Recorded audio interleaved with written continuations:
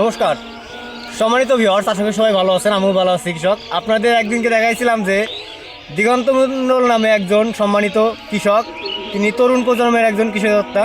দেখেন আমরা তার ক্ষেত আজকে পরিদর্শন করতে এসেছি। তিনি লেগেছে লালতির হাইব্রিড জাতের একটা পেজ।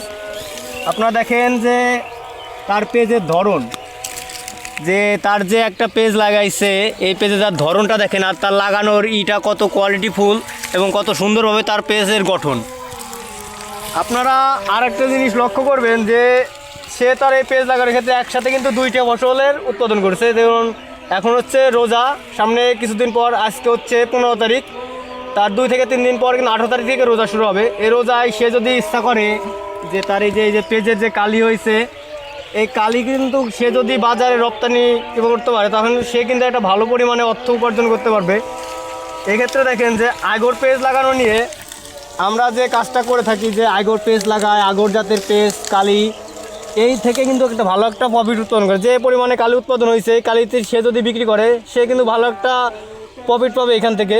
তাহলে এক থেকে মানে আগর যে পেজ লাগানোটা ভূমিকা, পেজে আমরা আগর বাজারজাত করতে পারলে ভালো একটা বাজার পাবো। যে ক্ষেত্রে এখন আমাদের বিএমপি সরকার বর্তমান ক্ষমতায়, সেক্ষেত্রে বিএমপি সরকার আর ক্ষমতায় থাকলে আমরা যেটা বরাবর শুনে আসি যে বিএমপি সরকার ক্ষমতায় থাকলে কৃষকের উন্নতি হয়। বিএমপি সরকার যদি এই ধারাবাহিকটা বজায় রাখে, তাহলে অবশ্যই আমরা ভালো একটা লাভবান হইতে পারবো। এই আশা ব্যক্ত রেখে আজকের মতো এই পর্যন্ত শেষ করছি। ধন্যবাদ, সবাই ভালো থাকেন।